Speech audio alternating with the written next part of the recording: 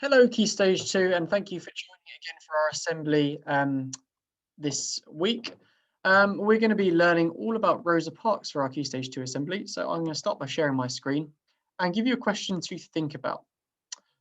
Some of you will know a little bit about her, and if you do, who was she and what difference did she make? Who was she and what difference did she make? If you don't know anything about Rosa Parks, don't worry, because we're going to learn a little bit about her today. So Rosa Parks was born on the 4th of February 1913 in Alabama, which is in America or USA. Her mother was a teacher and her father was a carpenter. Her parents unfortunately separated when she was a girl, and she went to live on her grandparents' farm with her mother and her younger brother, where she attended church and school. As a child, Rosa experienced a lot of racism, and she saw how Black and white people were separated by law in American society. So Black people and white people were kept separate in certain places, and that is called segregation, which is the word you can see at the top of the screen. She attended a secondary school for Black children who all had to walk to school, whilst white children attended their own school and were provided with a bus to get there. Doesn't sound very fair, does it? I wonder how you'd feel if you were made to walk while other people could get the bus or get the car. You'd probably feel a bit hard done by. At this time in history, many other things in society were also segregated, so deliberately separate for Black people and for white people. And one of the places this happened was on buses. So at bus stops at this time, there had to be two queues of people, one for Black people and one for white people. And the white people got to sit on a bench whilst they were waiting.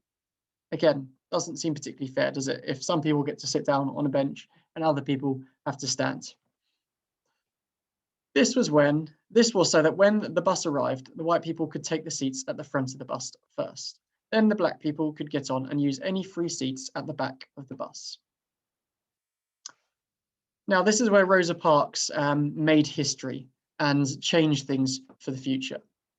On 1st of December 1955, after a long day at work, Rosa boarded the bus and she sat on the first row of seats intended for Black people. By the time the bus reached its third stop, all the white-only seats, so the seats that were designated for white people, were full. Rosa and three others were sitting on the front row of the Black section of the bus. And the white bus driver stepped back into the bus to tell Rosa and three others to move back to give their seats up to white people. But Rosa refused to move. After being asked by the bus driver to move, the other three Black people moved further back to the back in the bus to give their seats up to the white people. But Rosa moved to the side instead of moving back. The driver told her that if she did not move back, then he would call the police. And she told him to go ahead and to call the police. So that's what he did. What do you think is going to happen to Rosa? Shall we find out together? Well, first of all, think about this question though. Why didn't she move? Why do you think Rosa chose to stay in her seat? What was the reason for that? Have a think. I think it was to try and make a point. I think she was making the point that actually it's not fair that she had to give her seat up for a white person when perhaps everyone should be treated equally.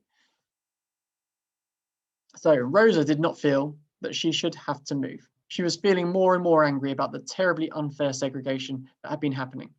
Rosa felt that Black people in society were being treated worse than white people, and also some were being injured or killed in certain situations. So some of this unfairness led to injuries or even deaths. In her autobiography, she wrote, "People always say that I didn't give up my seat because I was tired, but this isn't true. I was not tired physically, or no more tired than I usually was at the end of a working day. I was not old, although some people have an image of me being as an old person then. I was 42. No, the only tired I was tired of giving in." I think that's the important bit there. She was tired of giving in. She didn't want to give in to rules that were unfair anymore. She wanted to make a stand. So what happened next? The bus driver did go to call the police and Rosa was arrested. Three of Rosa's friends bailed her out of prison the next day and set on working together on organising a bus boycott, where Black people would refuse to use any of the buses until the situation had changed. On the 5th of December 1955, Rosa was charged with violating a local ordinance, which basically means breaking the rules, and disorderly conduct, which means causing trouble. She was found guilty and fined. The bus boycott was totally supported by the black community, but also some people with the white community supported it too, because they were growing tired of the unfair treatment within their community. For 381 days, 40,000 black people and other white people too did not use the buses in Rosa's home city of Montgomery. They found other ways to get to work or simply walked to show their support for the cause. And there were so many people involved that this could not be ignored. It was noticed by the newspapers and the rest of America. So this was a victory for Rosa. It was beginning to get noticed, and eventually the government did something, and laws were passed to remove segregation from buses. The official ending of the boycott was on the 20th of December 1956, about a year after she was arrested. If we go back here, she was arrested on the 5th of December 1955, and the boycott came to an end on the 20th of December 1956. Even though segregation was still in place in many other areas of society, such as toilets, public buildings, this was a victory for equality, and it made a significant start to improving rights of black people in society.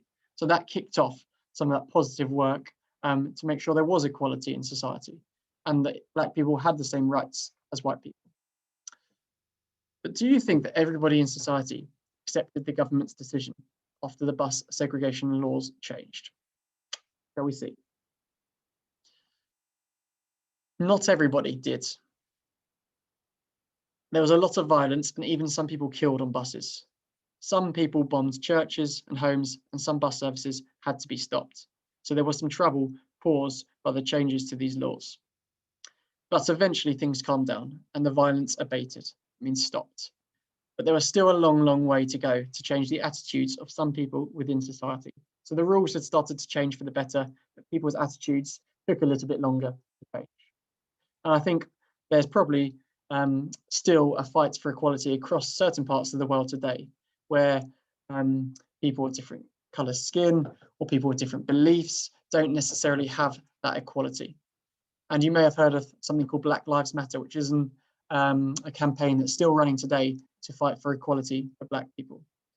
So it's something that we can still continue to think about in our lives today, something that we can still continue to make sure we do all of our best so that everyone has equal rights in their lives. Thank you for joining today, Key Stage 2, and I hope you have learned something about Rosa Parks, and I hope you've learned something about equality too. Hopefully, I will see you next time. Bye now.